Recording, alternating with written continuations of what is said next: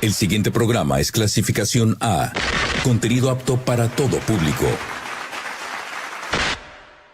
Las opiniones vertidas en el siguiente programa son de exclusiva responsabilidad de quienes las emiten y no representan necesariamente el pensamiento o la línea editorial de esta emisora y su institución.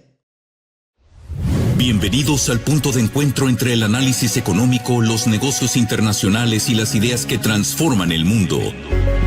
El espacio que te ayuda a entender mejor el mundo de los negocios y la economía global. El futuro de los negocios está aquí. Negocios sin frontera, con Eduardo Mendívil y Samuel Peña. ¡Comenzamos!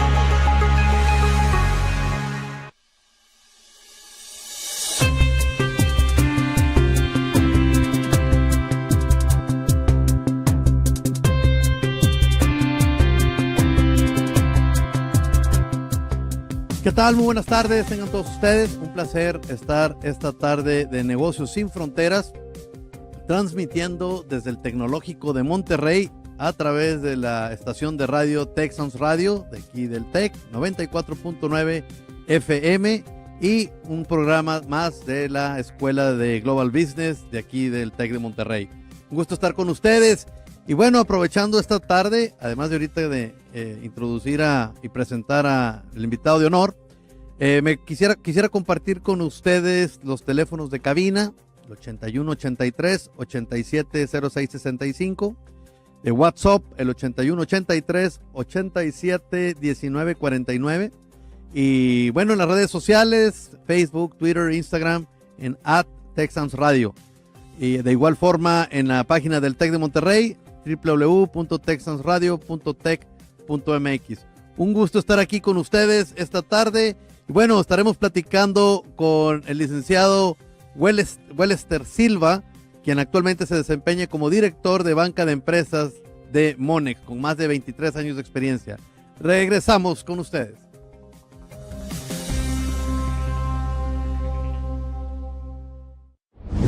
La entrevista, lo que dice el experto.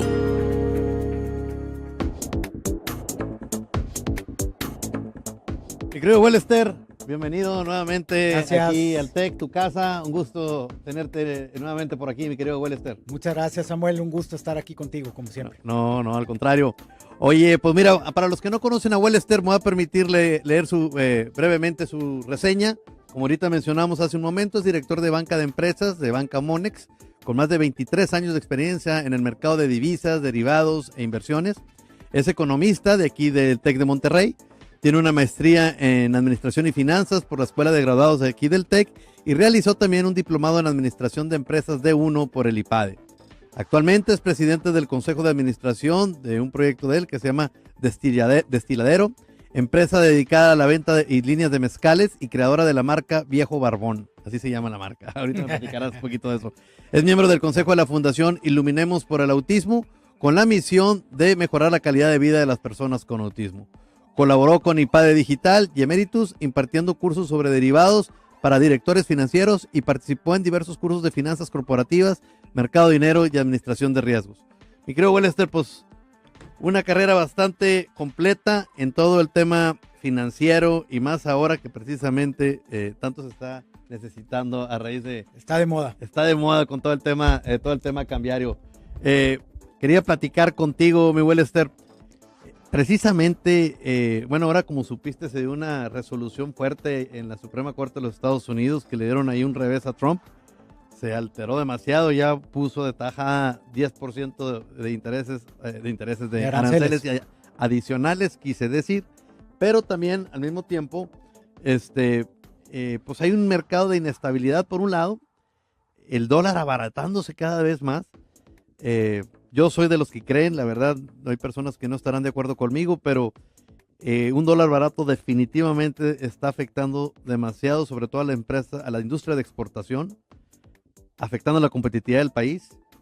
Y quería platicarte un poquito, primero, ¿qué razón le das de tener un peso tan fuerte a un dólar tan débil, partiendo de lo digamos a nivel general? Pero antes de entrar, también quisiera que platicáramos, no mucha gente conoce, bueno, los que estamos en el medio conocen a Banca Monex, platicarnos cómo llegaste ahí, qué tan grande, chica es Banca Monex, los servicios que prestan, etcétera. Bienvenido nuevamente. Muchas gracias, Samuel. Gracias por el espacio aquí con tu auditorio. Definitivamente hay mucho que masticar de lo que está pasando en el mundo del comercio internacional. Lo que mencionabas de Trump, sí, es verdad, al parecer todo se derivó de un paper que publicó ahí la Fed, donde decían que el más del 90 y tantos % de los aranceles aplicados los estaba pagando el consumidor americano. Correcto. Eso no le gustó al gobierno de Trump y empezaron a tomar ciertas medidas, consecuencias, y es por esto que ahora, empezaron también a amenazar legalmente a varios miembros de varios chairmans. Sí. Y bueno, ahorita salió el tema de la Suprema Corte y han salido muchas cosas en los medios, y bueno, fue el motivo de por qué ahorita se puso de moda en Estados Unidos. Ahorita vamos a hablar un poquito de las repercusiones del dólar barato. Respecto a Monex. Platícanos un poquito de Monex. Sí, es un banco de nicho especializado precisamente en el comercio internacional, en la parte de compra de divisas, coberturas, crédito, inversiones y otros servicios más.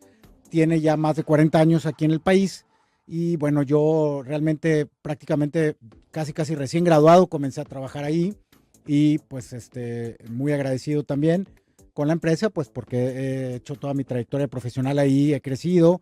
Ahorita estoy como director del área de banca de empresas y del área de banca internacional, también traemos la parte de los banqueros extranjeros que nos están apoyando a atender también a las empresas extranjeras, y los banqueros mexicanos nos ayudan también a la parte de banca empresarial y corporativa que tengan necesidad de hacer pagos internacionales, coberturas de derivados, temas de tipo de cambio y demás.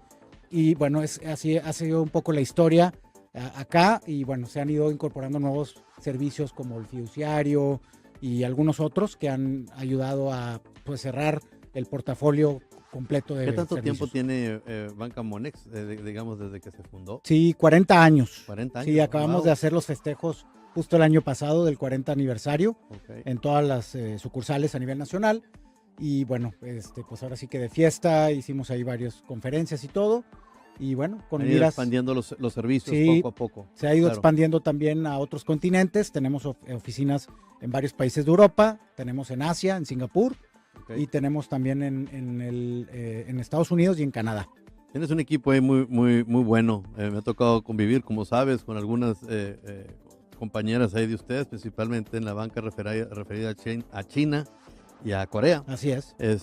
Sí, con grandes activos. Fíjate, en las empresas de manufactura que se encuentran aquí en México, Monterrey, iba a decir, es el caso que a mí me toca conocer. Por ejemplo, hay algunas, como tocó en el caso concreto, empresas bueno, vamos a omitir los nombres un poco, pero voy a decir los ejemplos de empresas de manufactura de refrigeradores y estufas. Caso concreto de las chinas, ningún solo dólar producto de la venta de estufas o refrigeradores, y me atrevería a decir, yo creo que también de automóviles, en el caso concreto de las armadoras de carros, entra a México.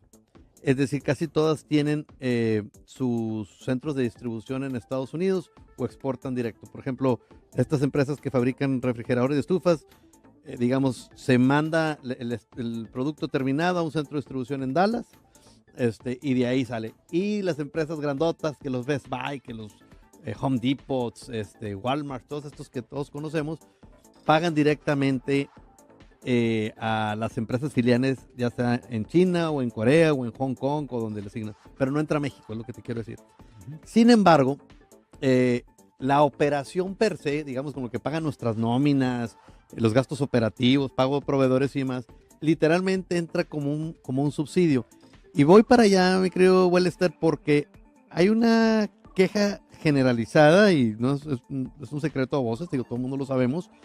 Hay una queja generalizada de la fortaleza del peso frente al dólar, que está afectando seriamente la competitividad del país, porque pues obviamente necesitan más dólares ahora pues para subsidiar las operaciones de las plantas que están aquí en México.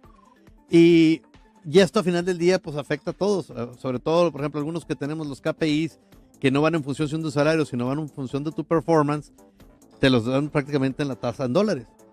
Y pues ahí sí ves que de repente te está reduciendo. O sea, tienes un dólar que hace unos meses, un año valía 18.50 y ahorita andamos cerquita ya 17. 17 pesos. Y si te entran, está a 16.70, si bien te fue, 16.80, etcétera. Primero que nada, la pregunta con todo, o sea, digamos para que lo puedan entender nuestro auditorio, ¿a qué se debe esa fortaleza por un lado y cómo lo visualizas y cómo se puede neutralizar ese tipo de impactos con las empresas? Bueno, digo, por un lado, hemos comentado en otros foros, ha ayudado mucho la tasa real que paga México, ¿no? Con respecto a otros países del G20, somos de los países que mejor tasa real pagamos. Sí. Entonces hay mucho flujo de capital, de hedge funds, etcétera, que invierte en nuestro país, en el mercado de dinero de México, para obtener buenos rendimientos, pero que realmente... ¿Te refieres a los CETES? ¿A los así es, así es. Con todo y las bajadas que hemos tenido en los últimos años de tasa en México, sigue siendo un nivel muy bueno. Sabemos que el mundo en general entró en una tendencia bajista de tasas, pero aún así pues la tasa real que está pagando nuestro país es muy buena. La tasa real es la diferencia entre la tasa nominal y la inflación. Sigue siendo muy buena y esto ocasiona que haya este fenómeno de entrada de capital en dólares hacia nuestro país. Ahora... Yo te voy a interrumpir ahí tantito, sí. Me quiero volver. Y no hay ningún riesgo. Si tú recuerdas, en diciembre del 94, no es la misma situación, pero cuando fue la devaluación de 3 pesos, 3.50 a 7, 8 pesos, fue porque había unos vencimientos de los fondos de los CETES, en donde, no sé si tengamos... yo siempre he sido no crítico, pero el capital golondrino, que es al final del día los que vienen en este tipo de CETES o de fondos de la tesorería, no hay ningún riesgo de que pues, con una tecleada, pum, se te va el dinero y te vacían las reservas. Pues sí, digo, es difícil, tendría que haber algo, una noticia muy fuerte, muy impactante, sí. Pero realmente, por lo mismo que ya hay mucha movilidad de capital todo el tiempo instantánea, ya digo, ese riesgo está en cualquier país, no es un tema que ahorita pueda afectar a México. Tenemos reservas internacionales en el Banco Central, en el Banxico, muy sólidas, que pueden respaldar cualquier demanda fuerte de dólares, cosa que no había en ese momento cuando pasó lo de la época de diciembre del 94. El error de diciembre, exactamente. Entonces hay circunstancias que son distintas, claro, que pues apoyan mucho ahorita la fortaleza del peso, pero creemos que también pues esa estrategia de Estados Unidos también ha estado bajando la tasa de interés allá, con la estabilización del desempleo, también siguen con esta estrategia para bajar tasas y poder reactivar también más su economía, y eso pues también le está afectando al dólar, y se ha depreciado más el dólar con respecto al euro, por ejemplo, que sí, con respecto al peso. En cuanto al liderazgo de monedas más apreciadas, todavía el euro está, digamos, peor, en el sentido de que está mucho más fuerte y les está afectando también mucho allá tener el euro pues muy muy fuerte. Sí.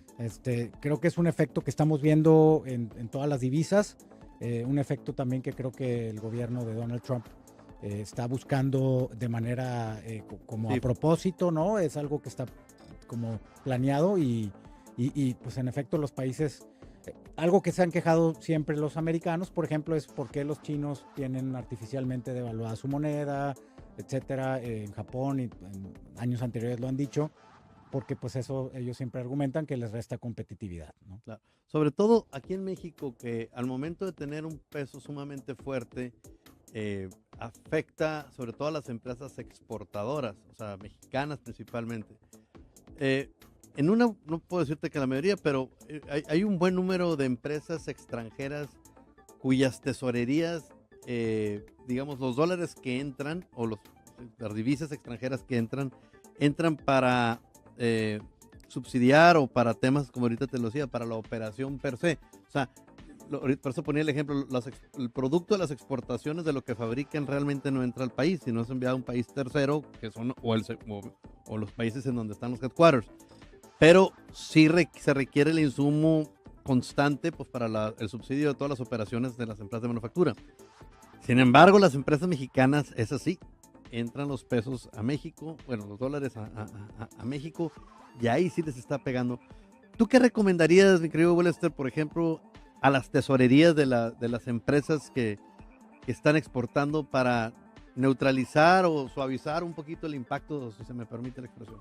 Claro, mira, justamente es un tema que hemos estado viendo y ejecutando algunas estrategias con muchos exportadores, que precisamente ellos reciben los dólares, producto de la exportación, tienen que salir a venderlos, y empresas mexicanas y también empresas extranjeras, porque todos tienen que cubrir aquí nóminas y pagar impuestos. Claro. Entonces, eventualmente tienen un desembolso en pesos que hacer, y al recibir los dólares y ver que el tipo de cambio está muy barato, el CFO, el tesorero o el director financiero dice, oye, no me gustaría tener que vender o tronar, válgame la expresión, mis dólares en un tipo de cambio tan barato, pero lo tengo que hacer porque necesito flujo, necesito pagar pesos para mis gastos fijos y los costos fijos, etc. Hemos estado diseñando algunas estrategias de lo que se llama swap de dólares, o forward swap, donde... Perdón, ahí Sí. la ignorancia, ¿qué es un forward swap? Sí, digamos, un forward es un futuro, donde Ajá. compras el tipo de cambio a una fecha futura o lo vendes. Okay. Depende del lado en que tú estés. Importador, compras dólares; exportador, vendes dólares. Y lo que se hace es hacer la misma operación contraria en el caso de los que venden dólares, Ajá. que recompren sus dólares a una fecha futura para poder regresar a su posición original en dólares. Y vamos a desmenuzarlo. Exacto. Vamos a desmenuzarlo. Para entenderlo mejor. Hoy está 17 Ajá. y voy a recibir $100,000. Ujú. Yo digo, bueno, voy a hacer un forward swap donde hoy vendo mis dólares y me los pagan a 17, O sea, pero 1.700.000 sí, tú 1.700.000 recibo, Ajá. pero no me quiero deshacer de mi posición dolarizada. Entonces voy a recomprar mis dólares a futuro a 6 meses, a ver cómo sigue el tipo de cambio. Entonces compro un forward, o sea, vendí valor hoy a 17 pesos y compro un forward a 6 meses donde voy a comprar a lo mejor a 17.70, precio forward. Y con esto amarro las dos patas para luego, cuando llegue dentro de 6 meses, si el tipo de cambio sigue bajo, ¿sí? Traes una pérdida cambiaria de 700,000. Vuelves a hacer lo mismo, neteas la posición, compras nuevamente esos $100,000 y los vuelves a patear otros 6 meses o un año. Hay gente que lo hace un año, Sí. para recomprar tu posición dolarizada, y lo sigues haciendo mientras el tipo de cambios esté bajo para términos del presupuesto de cada empresa.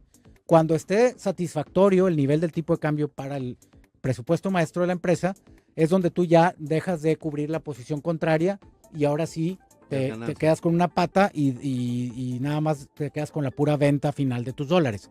De esta manera, ¿qué hacemos? Que aseguramos que el cliente pueda regresar a su posición de dólares y no la desembolse, no la haga efectiva la venta de sus dólares hasta que esté en un tipo de cambio satisfactorio para ellos.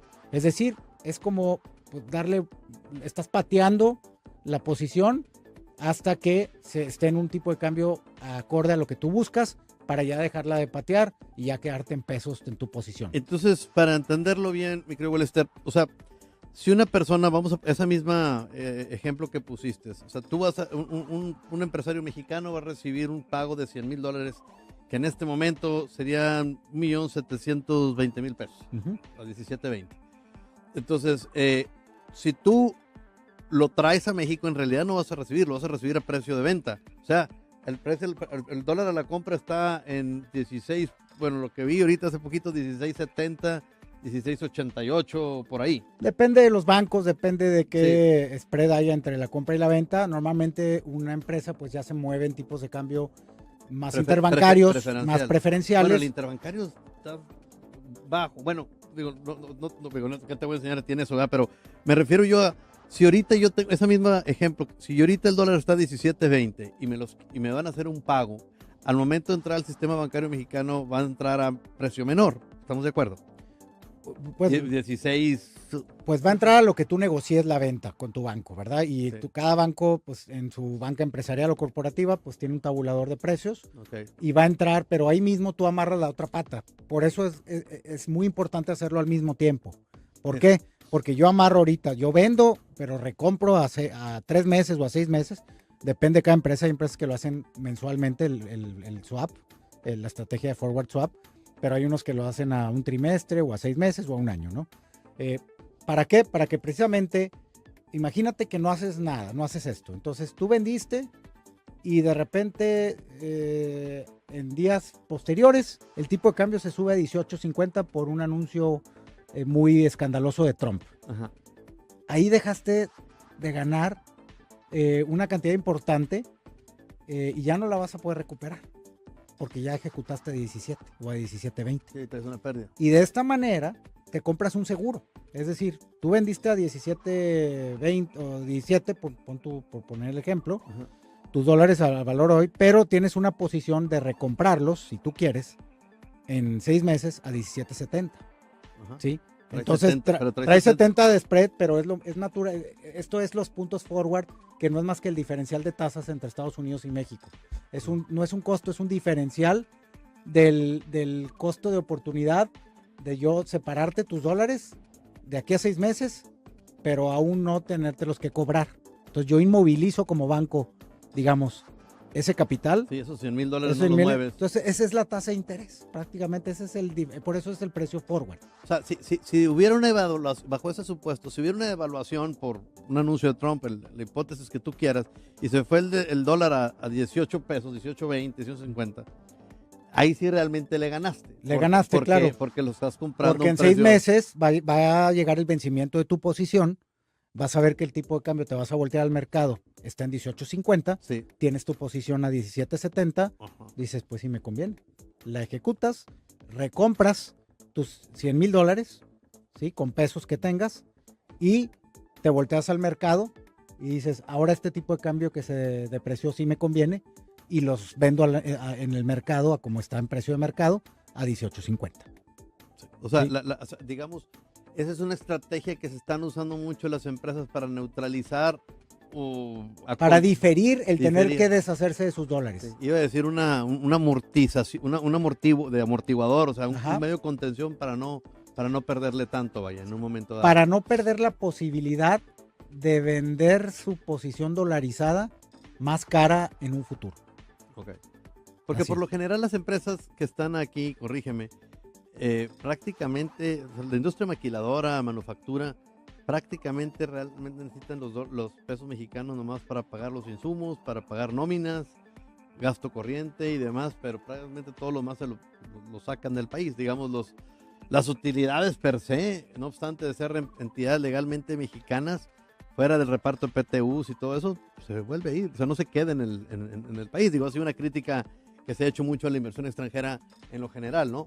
Pero entonces, tú aconsejas en un momento dado comprar swaps a futuro en este sentido de las tesorerías de las empresas. Quien está ahorita vendiendo por debajo de su presupuesto, vendiendo un tipo de cambio debajo de su presupuesto, puede ser una estrategia que haga sentido para que recupere ese valor perdido en un futuro y pueda tener ya una venta final de sus dólares neta a un tipo de cambio satisfactorio. Pero ahorita, como tienen que desembolsar flujo, los tienen que hacer y vender a como esté. Claro. Pero te compras tu seguro de recomprar con el spread de la tasa o del forward para volver a tener dólares, y si te conviene, pues los vuelves a vender. Si no, lo vuelves a patear otros 3 meses o 6 meses y así te vas hasta que esté en un nivel satisfactorio. Bastante interesante. Nos vamos a ir a un corte comercial. Estamos platicando con el licenciado Wellester Silva, director de Banca de Empresas de Banca Monex, y regresamos en un momento.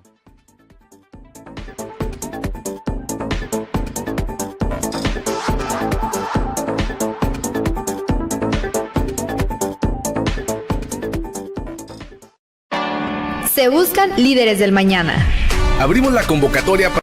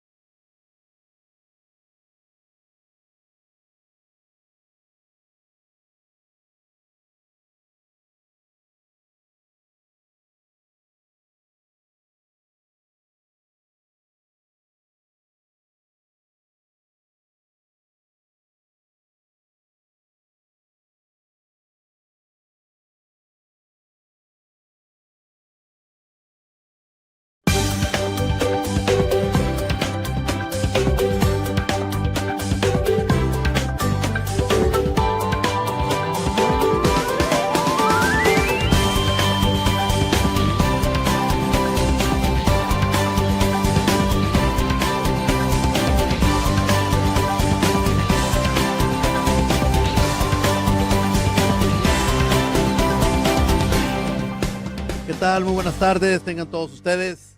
Estamos de regreso. Estamos platicando con Wellester Silva, quien es director de banca de empresas, de Banca Monex.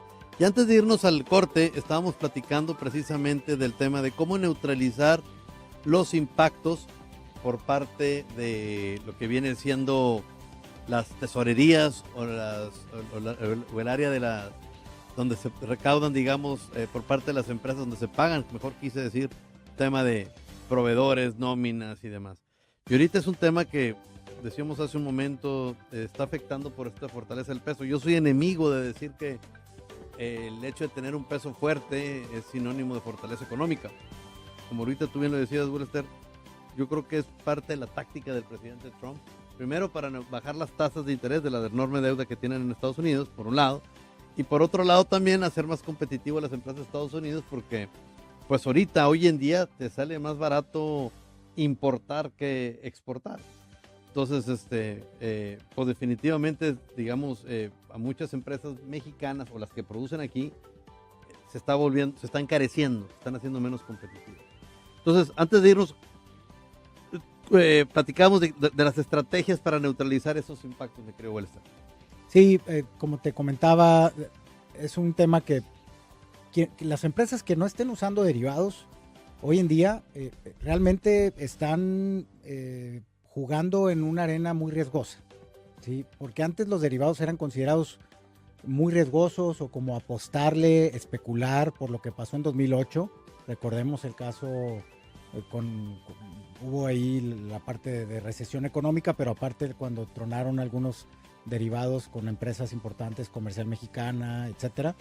Desde ahí hubo ahí como un paradigma de, oye, no, pues los derivados son riesgosos, son perjudiciales o que no son lo ideal para una empresa.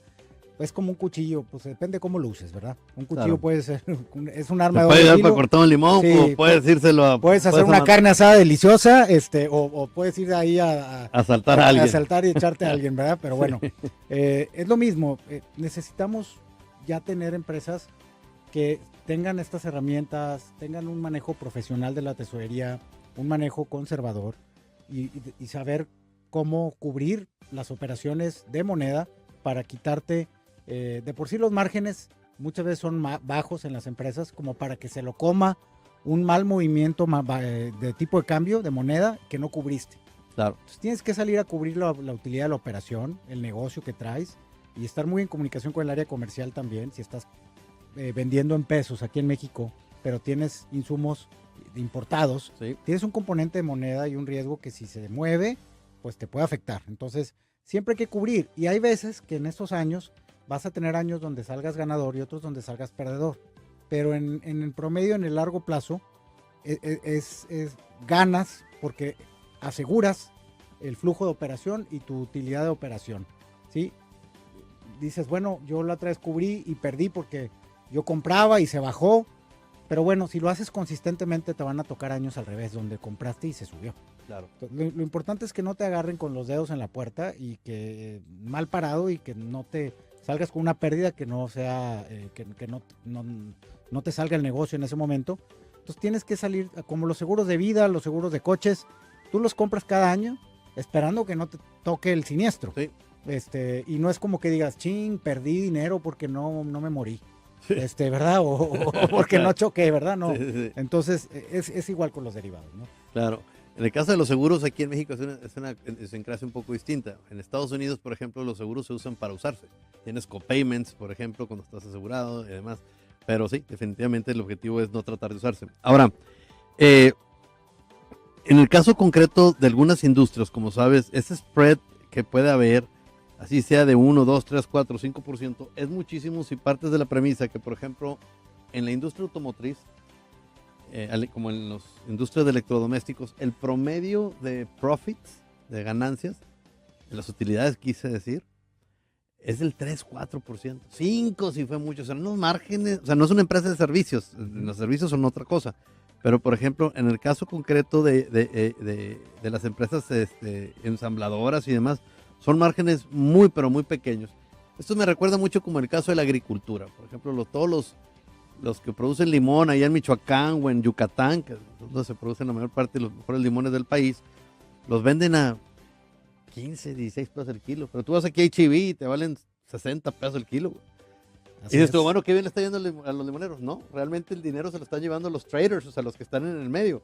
A los limoneros tristemente les pagan una ganancia mínima, un poquito así como las armadoras. Entonces, cuando hay una volatilidad en las tasas cambiarias, pues sí les pega muy duro, que pueden llegar en un momento dado a esfumarse sus ganancias. Es correcto. ¿Cómo visualizas este 2026 en el tema de paridad peso-dólar, creo, Wellstar? Sí, mira, vemos para este año una ligera depreciación del peso. Creemos que ya se fortaleció Lo suficiente. lo suficiente, o tal vez pueda haber un margen de todavía hacia abajo pequeño. ¿Crees que rebasemos la barrera de los 17? Esa es la gran pregunta.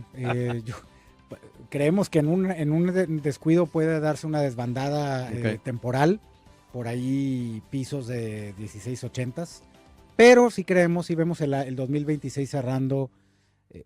Nosotros como Monex traemos una estimación a 18.30.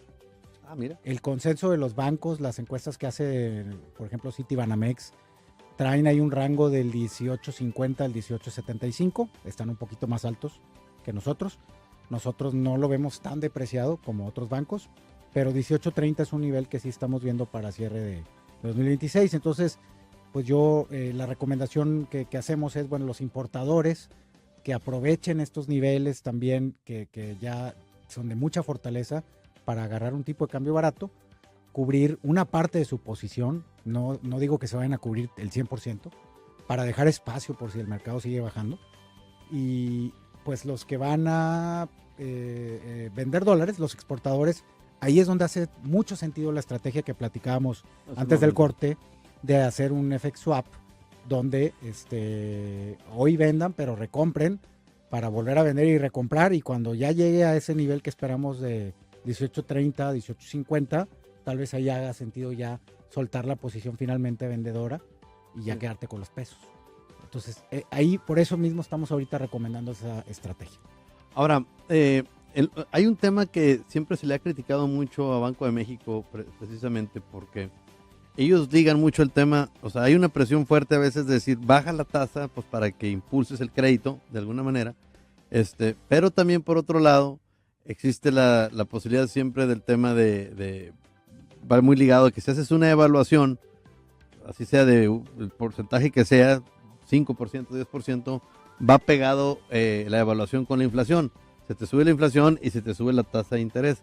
Entonces, aquí en México, tristemente, la tasa de interés todavía a crédito está alta, pero no tan alta. Y la captación pues sigue siendo, ahorita está en los órdenes de los 7%, 8%, pero sigue siendo, o sea, la población en México, aunque debería ser ahorradora, su capacidad tristemente no lo es. ¿Cómo visualizas, por ejemplo, ustedes utilizan mucho el tema, bueno, pues también otorgan créditos a sus mismos clientes? O sea, la tasa es competitiva hoy en día en el tema de las tasas de crédito? México tiene todavía una tarea por delante para volverse un poco más competitivo, tal vez en tasas, y sobre todo para penetrar más en la bancarización de la población.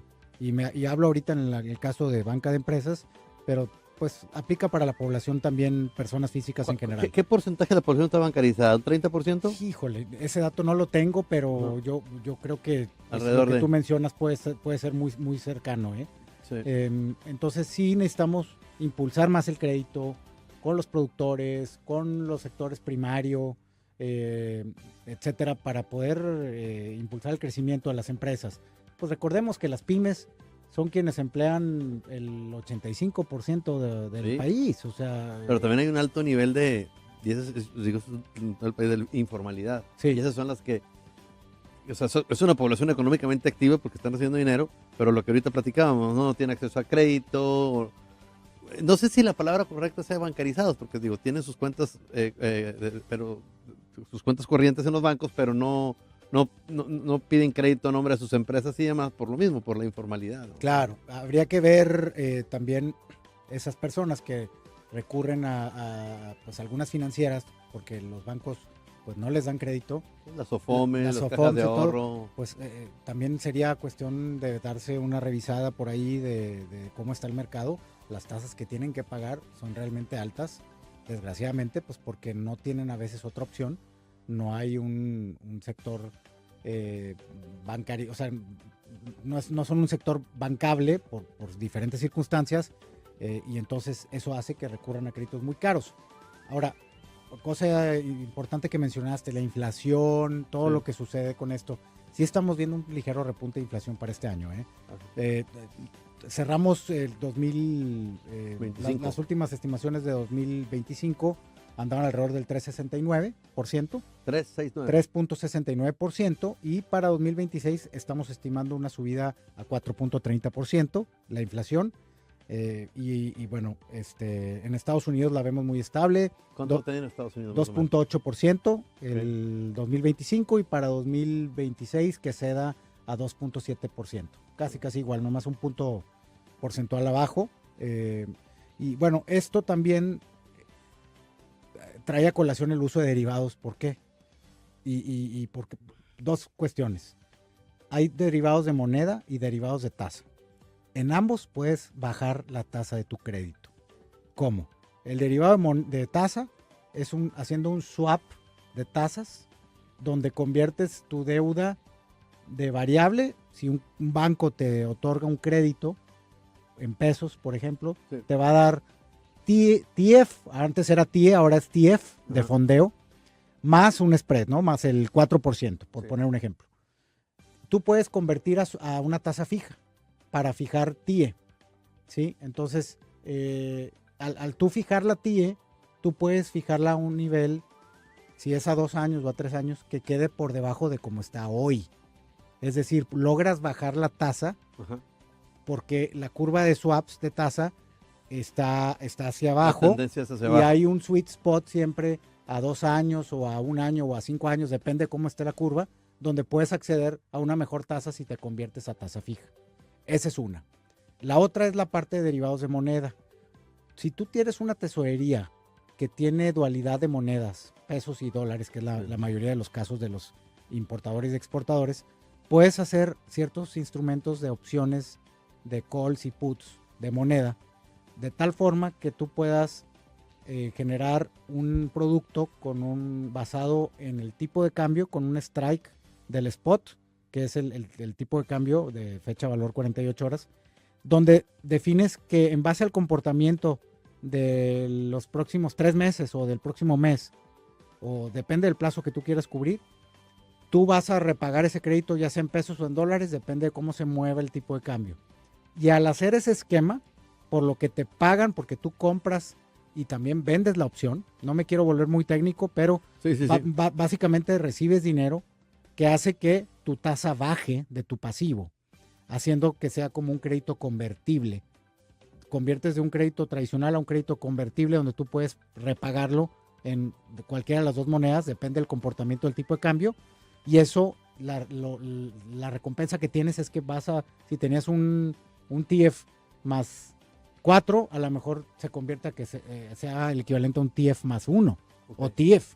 Entonces le puedes bajar varios puntos porcentuales a tu tasa, y si tú eres indistinto en poder pagar dólares o pesos en tu vencimiento, es algo que vale la pena que te voltees con tu asesor financiero y consultes este tema, porque ahorita lo están haciendo varias tesorerías para bajar todavía más el costo de la tasa de los créditos, que si bien ha bajado en México la tasa, pues sigue estando alta en comparación a otros países como Japón, Estados Unidos, China. Claro. Y con eso puedes acceder a mejores costos de pasivo. En el caso concreto, por ejemplo, de la moneda, el Chinese Yuan y el Korean Won, hay muchas empresas aquí coreanas, está de igual forma, bueno, tengo entendido que no está tan valuado como está el peso, pero ¿en qué o sea, vaya, no, allá la característica que tiene es que apoyan mucho a las empresas locales, igual en el caso concreto de los chinos.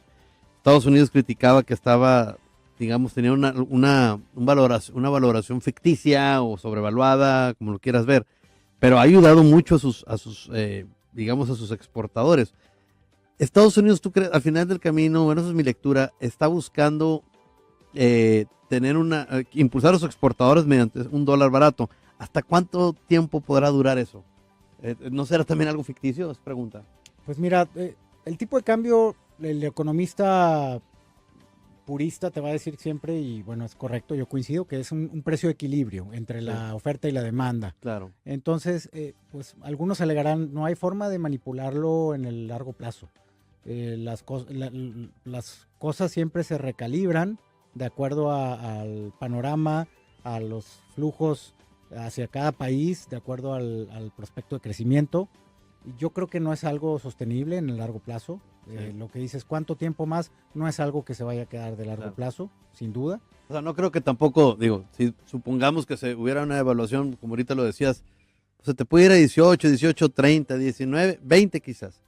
Pero nada que ver con las cosas que nos sucedieron hace 30 años. Hace 20 años quise decir, o sea, el tema es 30, ¿verdad? El 94. O sea, me refiero al tema de una evaluación al doble. O sea, no nos vamos a ir a 34 pesos para nada, pero si hubiera una fluctuación a irnos a un 18, 19 pesos. Sí, claro, ya creo que las fluctuaciones, pueden ser más, digamos, las vamos a ver en un rango más controlado. Claro. Más delimitado, digamos, no controlado, delimitado. Y ya no van a ser las grandes depreciaciones, ¿no? Claro. Sí vemos mayor baja de tasas, por ejemplo, ahorita que preguntabas para este año, tanto en Estados Unidos como en México. En México creemos ahorita estamos en el 7%, vamos a tener 2 recortes de 25 básicos, seguramente uno viene en junio y otro por ahí a lo mejor. ¿A qué te refieres con un recorte de 25 básicos? Que el Banco de México va a bajar la tasa de referencia de 6%, de 7%, perdóname, primero a 6.75, por ahí a lo mejor de la Junta de junio. Banco de México, y después en octubre o en diciembre otros 0.25% más para terminar en 6.50. Y Estados Unidos también va a hacer lo mismo, va a hacer 2 recortes, es lo que espera el consenso del mercado. Y ahorita estamos en un rango digamos de 3.50 a 3.75, ellos se manejan por un rango, y terminará el año Estados Unidos espera de 3% a 3.25 ese rango. También van a bajar tasa ya. Okay. O sea, va a seguir habiendo debilidad en el dólar con estas bajadas de tasa, pero México hará también lo propio. México tiene que cuidar también, pues, de no tampoco bajar de más la tasa para que no se venga el tema del problema inflacionario. A final de cuentas, el mandato de Banco de México es cuidar el poder adquisitivo de los mexicanos. Claro. Y esto quiere decir la fortaleza del peso, esto quiere decir baja inflación. Claro.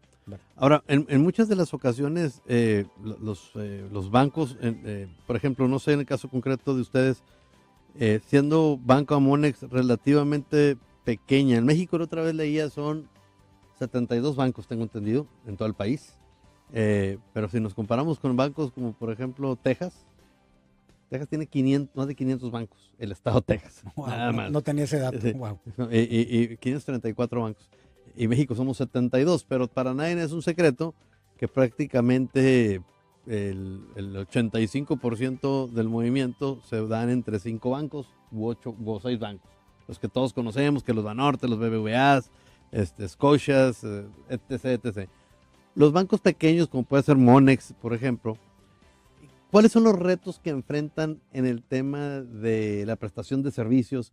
Porque yo los veo a ustedes como un banco pequeño, pero un banco de atención muy personalizada, muy de acuerdo a la necesidad de la empresa, lo cual eso les beneficia mucho en el customer service, ¿no? En el servicio al cliente.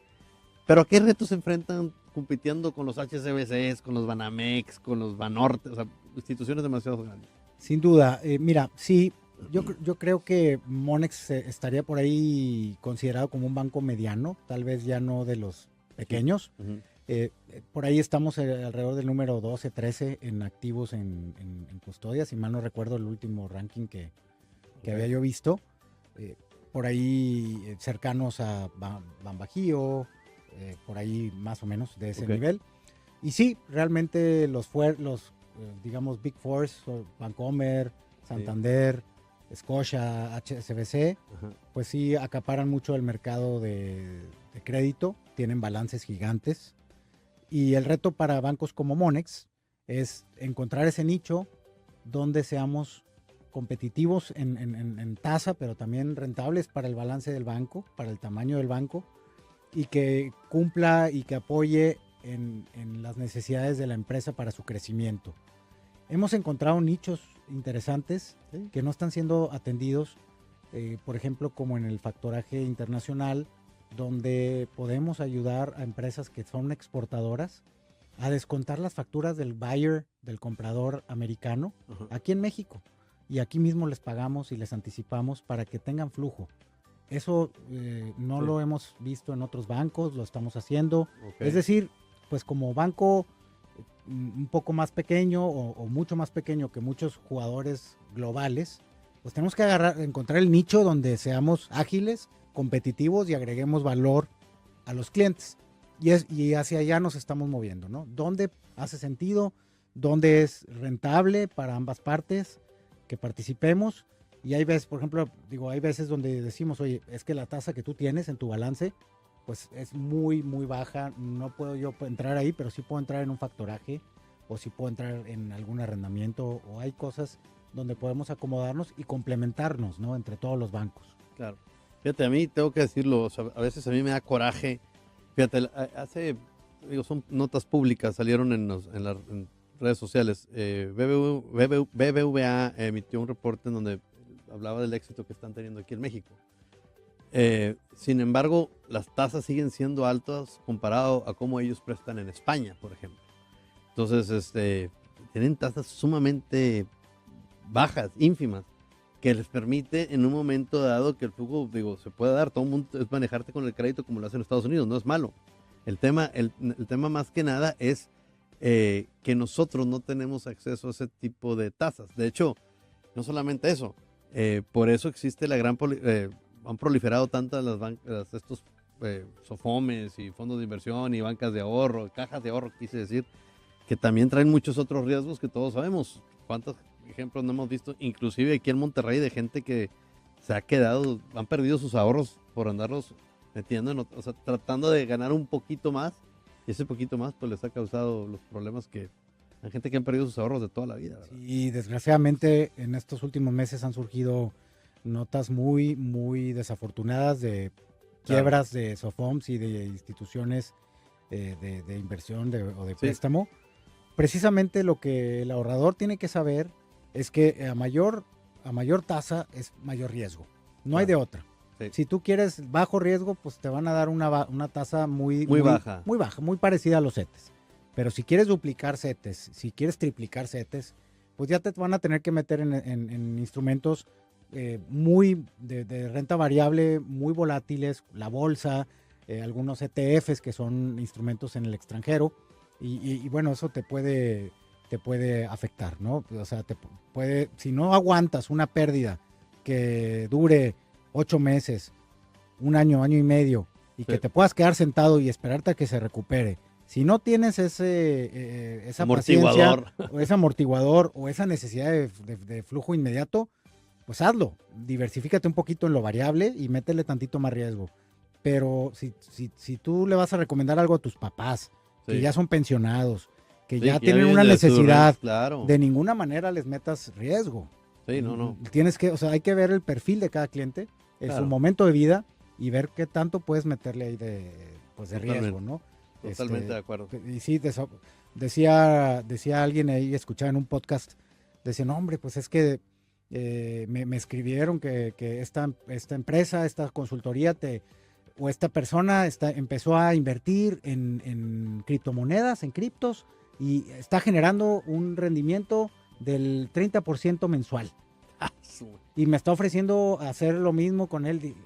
A ver, por lógica, alguien que está haciendo eso no te va a invitar a los demás a que lo hagan, lo va a hacer propio y va a crecer exponencialmente hasta el infinito. Entonces, pues esas cosas evidentemente son pues llamadas o destinadas a una estafa y algo que pues te va a ir mal al final, ¿no? Tristemente. Entonces, correcto. Pues estamos llegando al final del programa, mi querido Wellester.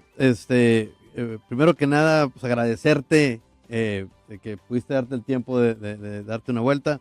Esos temas definitivamente son temas que no solamente nos apasionan aquí en el TEC y en la Escuela de Negocios, sino que es una, pues, no sé si problemática, pero es una situación y una circunstancia constante y más en la que estamos viviendo ahorita.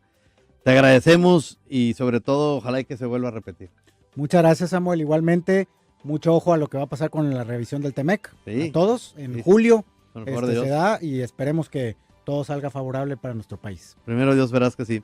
Estuvimos platicando con Wellester Silva, quien es director de banca de empresa de Banca Monex, exalumno también de aquí del TEC de Monterrey.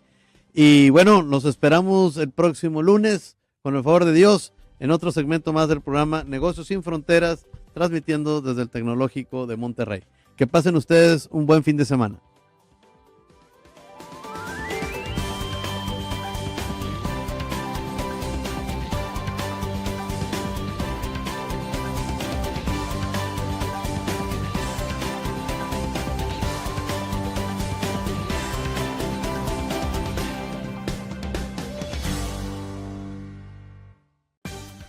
Que el conocimiento se convierta en oportunidades. Esto fue Negocios sin Fronteras. No te pierdas nuestra siguiente emisión mañana en punto de las 5 de la tarde. Negocios sin Fronteras con Eduardo Mendívil y Samuel Peña.